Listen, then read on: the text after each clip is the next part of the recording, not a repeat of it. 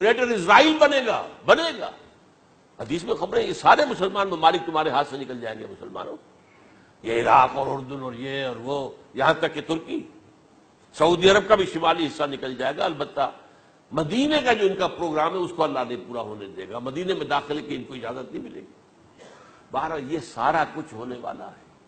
وہ وقت بھی آنے والا ہے کہ حضور کی ایک حدیث کے مطابق ایک شخص کے 1000 بیٹے ہوں گے تو 999 ختم ہو جائیں گے ایک بچے کا۔ یہ وقت بھی آنے والا ہے کہ حضور فرماتے ہیں اتنی بڑی جنگ ہوگی، اتنی خوریزی ہوگی کہ پوری زمین اٹھ جائے گی لاشوں سے۔ تو پرندہ جو ہے کوئی، ایک تو پرندے ہوتے ہیں کہ جو مردار خور ہے، گدھ ہے، وہ تو بڑی خوشی سے اتریں گے، تناول فرمائیں گے لاشوں کو۔ اسی طریقے سے کوے ہیں، چیلے ہیں، لیکن جو نفاست پسند پرندے ہیں وہ لاش کے اوپر اترنا نہیں چاہتے۔ تو ایک پرندہ اڑتا چلا جائے گا، اسے کہیں زمین پر اترنے کی جگہ نہیں ملے گی، لاشیں ہی لاشیں ہوں گی، یہاں تک کہ وہ تھک ہار کر اس کی جو ہے پر جواب دے جائیں گے، گرے گا تو لاش پر گرے گا۔ یہ وقت آنے والا، اور یہ یہودیوں کے ہاتھوں، یا یہودیوں کے جو سپورٹرز ہیں اس وقت، جو ان کے ہاتھ میں آلہ کار ہے، ان کے ہاتھوں آنا ہے۔ میرے نزدیک اس کام کے لیے اس ملعون قوم کو، کہ جو حضرت عیسیٰ کے زمانے سے ملعون ہو چکی ہے، اس کو باقی رکھا گیا ہے، اسے یہ موقع دیا گیا ہے۔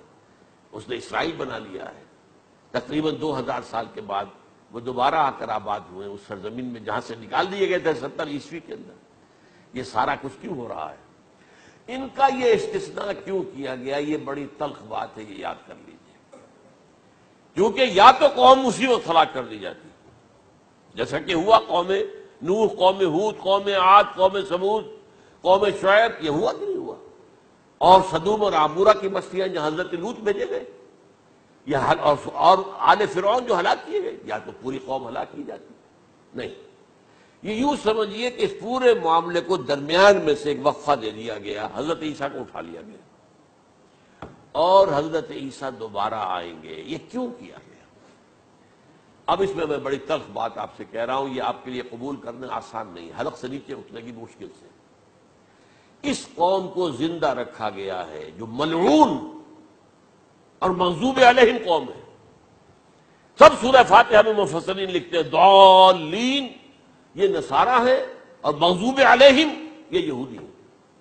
اور قرآن کہتا ہے لعن الذین کفروا من اہل الکتاب علی لسان داؤد وعیسی ابن مریم، لعنت کی گئی ایک ملعون اور مغضوب قوم کے ہاتھوں آخری امت محمد، اور اس کا بھی بہترین حصہ، اس پر عذاب ان کے ہاتھوں آئے گا۔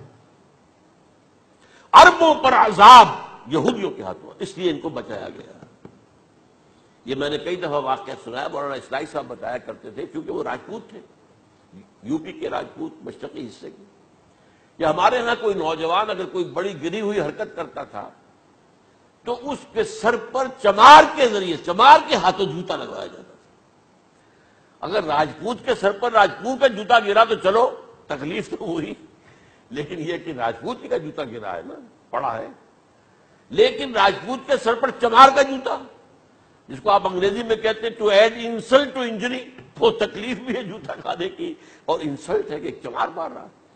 یہ امت سب سے خیر امت ہے، کنتم خیر امت اخرجت للناس۔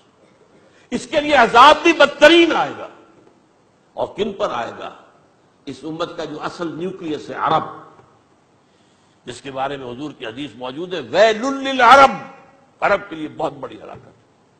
اور آج ہماری نظر میں آ رہا ہے وہ ملعون اور مغضوب علیہم قوم، ان کے سینے کے اندر خنجر کی طرح بھونکی گئی ہے، اور 30 کروڑ کے قریب عرب بے حمیتی، بے غیرتی، بزدلی، کمزوری، ذلت، مسکرت کی مثال بنے ہوئے۔ کوئی بول سکتا ہے اس اسرائیل کے خلاف؟ کوئی بول سکتا ہے؟ 30-35 لاکھ آدمی ہے اسرائیل کے اندر یہودی، اس سے زیادہ تو امریکہ میں 50 لاکھ کے قریب، کل 1.25 کروڑ آدمی ہے یہ یہودی پوری دنیا کے اندر۔ لیکن دیکھیے جو چاہتا کرتا ہے، جب چاہا اس نے عراق کے ایٹمک انسٹالیشن کو تباہ کر دیا، اور سعودی عرب کی فضا میں اس کو فیول کیا ہے انہوں نے، دوبارہ ری فیولنگ جو ہوئی ہے ان کے جہازوں کی، وہ سعودی عرب کی فضا میں ہوئی۔ اللہ تعالیٰ نے یہ کوڑا ان مسلمانوں کے لیے رکھا ہوا ہے کہ کہ جن کے رتبے ہیں سوا، ان کی سوا مشکل ہے۔ جتنا اونچا مقام اللہ نے دیا عربوں کو، ان میں حضور کو اٹھایا، ان کی زبان میں اپنا آخری کلام نازل کیا، تو ان کی ذمہ داری بھی بہت ہے۔ جن کے رتبے ہیں سوا، ان کی سوا مشکل ہے۔